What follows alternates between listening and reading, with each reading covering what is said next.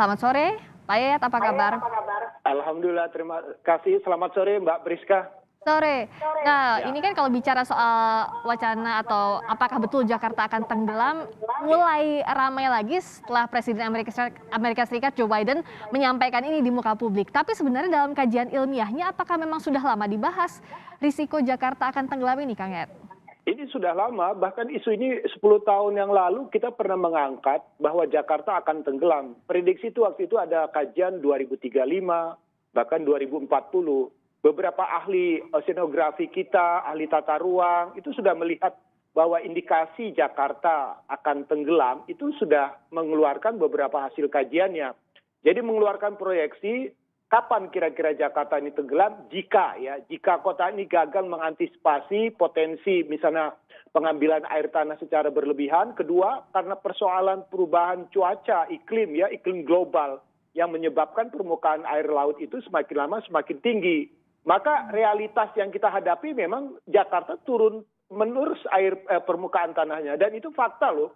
Dalam beberapa kali peristiwa banjir, itu beberapa kawasan yang tadinya tidak pernah banjir itu menjadi kawasan langganan banjir, dan waktu tergenangnya tuh agak cukup lama. Ternyata hasil penelitian menunjukkan bahwa beberapa titik di Jakarta itu sudah mengalami penurunan permukaan tanah, mengakibatkan drainasenya tidak maksimal, kemudian lama air tergenang itu cukup lama. Jadi fakta tidak bisa dibohongin. Dan kedua, realitas yang kita hadapi, kebutuhan air dari waktu ke waktu, khususnya untuk industri besar, perhotelan, pusat perbelanjaan, perkantoran itu semakin lama semakin tinggi. Jadi realitas ini adalah realitas yang kita tidak bisa tutupi.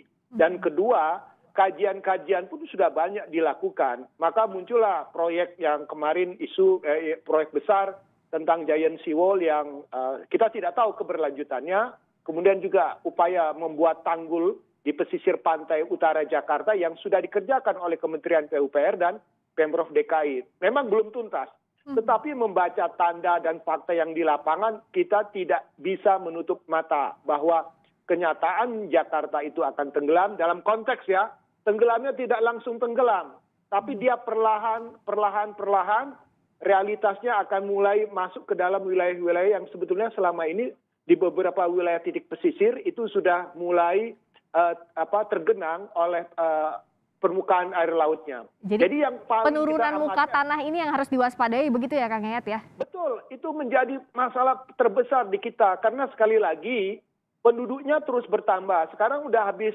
hampir 11,5 juta penduduk Jakarta. Sementara kebutuhan airnya semakin meningkat. Yang paling cukup berat adalah kebutuhan pada kegiatan industri besar, perhotelan, perkantoran, yang mau tidak mau secara fakta dia butuh air. Hari ini saya bangun, hari ini saya butuh air. Ya. Jadi program pipanisasi itu mungkin bisa menjangkau kebutuhan permukiman. Tapi dalam konteks skala besar, ini persoalan besar. Jadi investasi ibaratnya tidak bisa dijawab dengan nanti gitu kan. Karena dia mengatakan, saya akan bangun, saya butuh air begitu. Nah, ini menarik kalau tadi Kang Yayat kan mention soal pipanisasi. Wagub DKI Jakarta menyatakan bahwa menampik ada kemungkinan 10 tahun lagi DKI Jakarta akan tenggelam, dan saat ini Pemprov DKI fokusnya ke pipanisasi. Ini langkahnya cukup atau tidak, masih jauh untuk menangani risiko masalah ini, Kang Yayat? Kita tidak tahu target berapa 100% Jakarta pipanisasi kapan selesai. Karena untuk membangun jaringan pipanisasi ini memang membutuhkan biaya cukup besar. Yang kedua yang menjadi persoalan, pipa bisa dipasang, tapi sumber air bakunya kan Jakarta ini bisa dikatakan kota krisis sumber daya air. Ya. Air permukaannya sudah terkena bakteri E. coli. Kebutuhan skala besarnya diambil dari Jatiluhur, kalau ini terus bisa dipasok. Kedua, kemungkinan dari Waduk Krian di wilayah Lebak, Banten. Nah pertanyaannya, kalau pipanisasi dilakukan, air tidak ada, mau pakai apa menyalurkannya? Karena sekali lagi saya mengatakan, persoalan pipanisasi dan pencurian airnya tinggi banget Jakarta. Kemarin sudah dilihat di fakta bahwa pencurian air itu di wilayah utara begitu banyak. Karena apa? Karena orang butuh air. Butuh air yang berkualitas. Di Jakarta banyak air, tapi kualitas tidak menjamin. Jadi harus dijawab pipanisasi dengan realitas bagaimana menyediakan air bakunya harus dibuka itu. Jadi pentahapannya bagaimana skenarionya? Misalnya wilayah Jakarta Utara, kapan target pipanisasi bisa 100%? Misalnya tahun 2025. Kemudian wilayah Jakarta Pusat secara menyeluruh, wilayah Jakarta Barat, Jakarta Timur. Jadi target-target itu harus disampaikan kepada publik dan kemudian disampaikan bagaimana mekanisme penyediaan air bakunya. Misalnya contoh, jadi Jatiluhur sudah ada kuotanya, ada batasannya yang dipasok untuk Jakarta. Tapi jika kebutuhan terus meningkat, kemudian suplainya terbatas, tentu orang tidak bisa menunggu kan. Otomatis inilah sebetulnya ancaman yang ternyata di depan mata itu terlihat saat sekarang.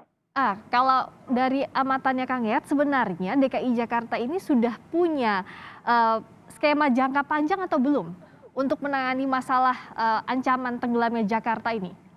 Sebetulnya sudah ada program-program jangka panjang yang dilakukan. Tetapi keberanian untuk melakukan tindakan satu misalnya moratorium, penghentian sementara pengembalian air tanah. Karena sementara ini yang terjadi adalah kita mengeksploitasi air tanahnya, tapi kita jarang menyimpan air. Ya mohon maaf, kalau misalnya di musim penghujan kita lupa melakukan pencadangan, menabung air. Nah, program jangka panjangnya kan harus dibuat skenarionya. Misalnya, kapan misalnya Jakarta bisa menyelesaikan target pipanisasi dalam konteks pipanisasi yang tersalur secara merata. Wilayah utara Jakarta itu memang agak rentan karena memang ketersediaan jaringan terbatas. Kemudian yang kedua, pasokannya dari mana? Itu juga harus dijelaskan. Kemudian yang juga menarik adalah harga atau tarifnya itu terjangkau oleh masyarakat atau tidak. Tarif air itu kan berbeda ya.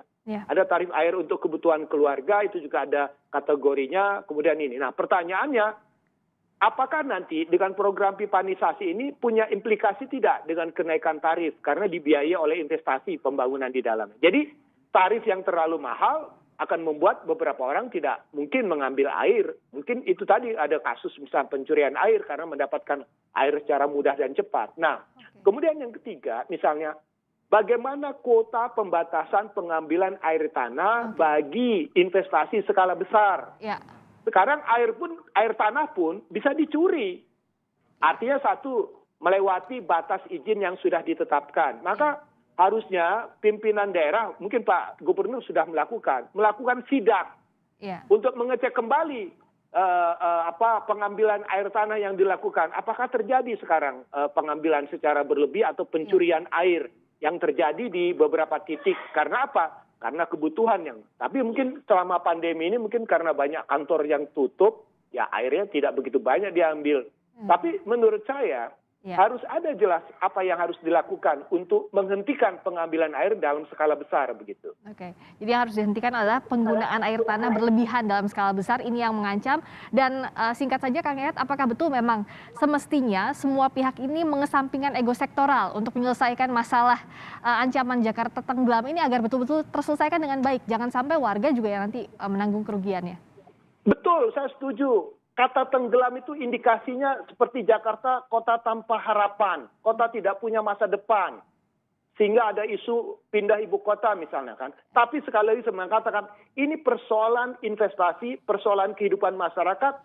Dan satu, jangan sampai Jakarta itu menjadi model terburuk karena gagal mengelola lingkungannya, kemudian gagal mengantisipasi. Jadi ego sektoral itu harus dikurangi, kemudian kita tindak lanjuti program atau rencana yang sudah dibuat.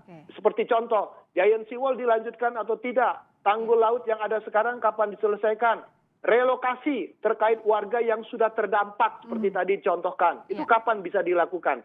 Baru yang terakhir adalah Jakarta harus berani melakukan redistribusi fungsi. Artinya untuk skala besar yang mengambil air bisa tidak dibagi atau disebar ke wilayah-wilayah lain, sehingga beban eksploitasinya tidak semuanya harus ada di Jakarta, begitu. Ini yang harus jadi perhatian, harus diselesaikan karena dampaknya akan terasa jangka panjang nanti. Terima kasih Kang Yayat atas waktunya. Yayat Supriyatna, pengamat tata kota, telah bergabung di Kompas Petang. Selamat sore.